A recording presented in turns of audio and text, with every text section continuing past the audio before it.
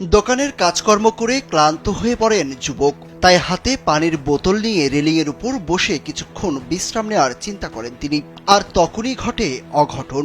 রেলিংয়ে ভর দিতে গিয়ে টাল সামলাতে না পেরে সোজা নিচে পড়ে যান তিনি। আশ্চর্যের বিষয় হলো, এত উঁচু থেকে পড়ে গিয়েও প্রাণে বেঁচে গেছেন ওই যুবক। এই ঘটনা ঘটেছে ভারতের রাজস্থানের যোধপুরের একটি কাপড়ের দোকানে। ইতিমধ্যে এই ভিডিও সামাজিক যোগাযোগ মাধ্যমে ছড়িয়ে পড়েছে।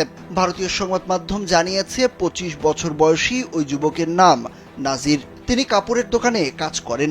3 তলার বারান্দা থেকে পড়েও বেঁচে গেছেন নাজির, কারণ ওই সময় রাস্তার পাশে একটি স্কুটার রাখা ছিল। নাজির স্কুটারের ওপর পড়েন, এতে বড় বিপদের হাত থেকে রক্ষা পেয়ে যান তিনি। তবে 3 তলা থেকে পড়ে যাওয়ার কারণে পায়ে চোট পেয়েছেন নাজির।